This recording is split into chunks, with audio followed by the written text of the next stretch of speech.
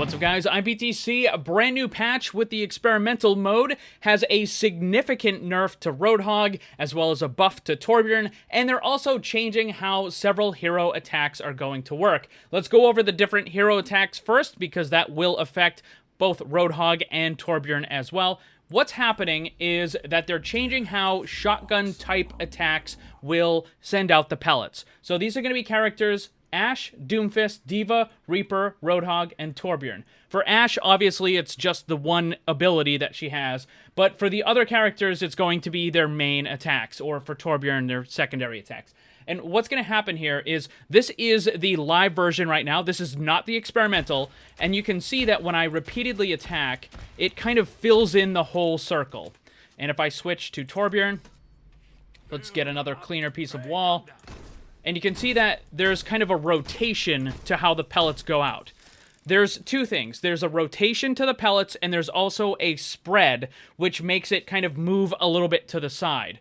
And if we look at Roadhog, you can see the same thing, where it kind of rotates the pellet pattern, and it spreads it out. And for D.Va as well. So it gives you a kind of a filled-in look to it.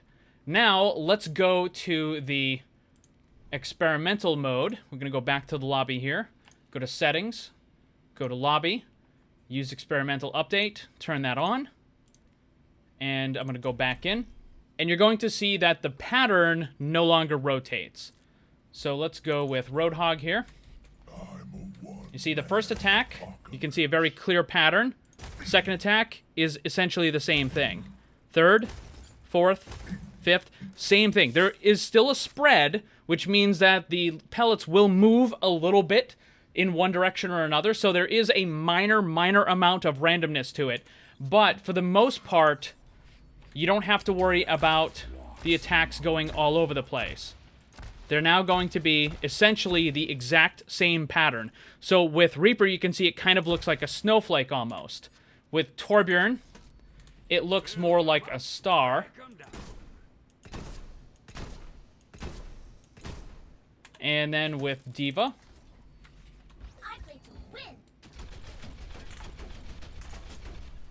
you can see, rather than filling in the entire circle, there's a very defined pattern now. Doomfist as well, we can look at him. Doomfist also has kind of a snowflake-looking pattern there. So that's what the big change is with all of these attacks. They got rid of that rotational randomness, which is going to make it a lot easier for you to land your attacks if you know what the pattern is. So if you memorize the pattern for that attack, then you can adjust to where you want to hit the enemy.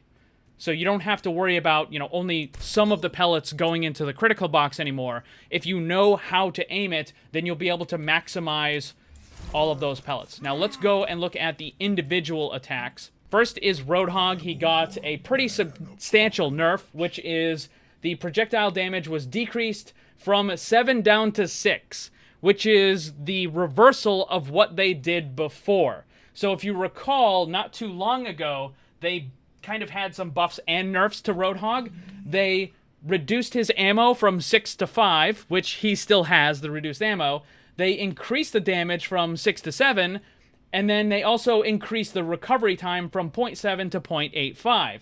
But the only thing that was a buff in that was the damage increase, where they increased it from 6 to 7, but now with this one, they just reverted that. So what ended up happening is now Roadhog is in an objectively worse position now than he was several patches ago. Like, basically how he was for a long time, he is now objectively worse, because now he has one less ammo, he has a slower attack rate, and the damage is less. The only thing that got changed for him is the pattern.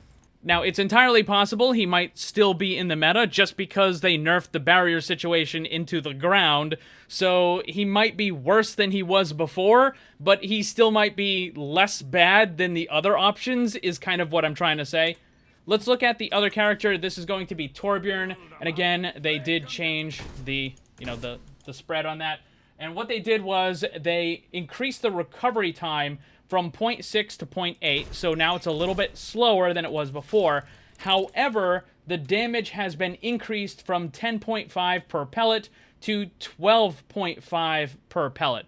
So this is exactly what they did with Roadhog just a little while ago, where they nerfed the recovery time and then they increased the damage. But obviously with Roadhog, they just reverted that damage. I don't know if they're going to revert it again for Torbjorn as well, but the situation is that now he does 125 total if you're able to get every single one of them to hit. So just all normal body hits, that's going to be 125. I don't know if this is going to do a whole lot for Torbjorn. It's definitely a nice little buff for him, but he's still a pretty bad character. I think that Torbjorn might get some more use only because of the recent nerfs to all the other heroes, like Ashe and Widow and McCree and all the other hit scan characters that basically got nerfed. So maybe because they got nerfed and he got a little bit of a buff, you might see more Torbjorn. I'm not really sure about that, though. As far as Roadhog, again, maybe he'll still get some use just because the other barrier characters are just terrible at this point. But overall, I think the spread changes will help the upper bracket, the Master and GM players, a little bit more than it's going to help the lower bracket, because the upper bracket players are going to be more inclined to memorize the pattern and try to optimize where the pellets are every single time, whereas people in the lower bracket just kind of attack, right? Like, it's more about just hitting them as opposed to trying to maximize the positioning and that sort of stuff. So there you go, guys. Those are all the changes in the experimental mode. So what do you guys think about these changes? Let me know down below. Also, now that you're done watching this, bunch of new videos over on my second channel. Link for that down below. Go and check it out. Thanks for watching, and if you'd like to be comment of the video, then leave yours, and while you're at it, ring the bell so you never miss a new video. Also, if you want to get some cool gear, join my Discord server, or follow me on social media, then check out the links down below. And remember, always blame the controller, because it's never your fault.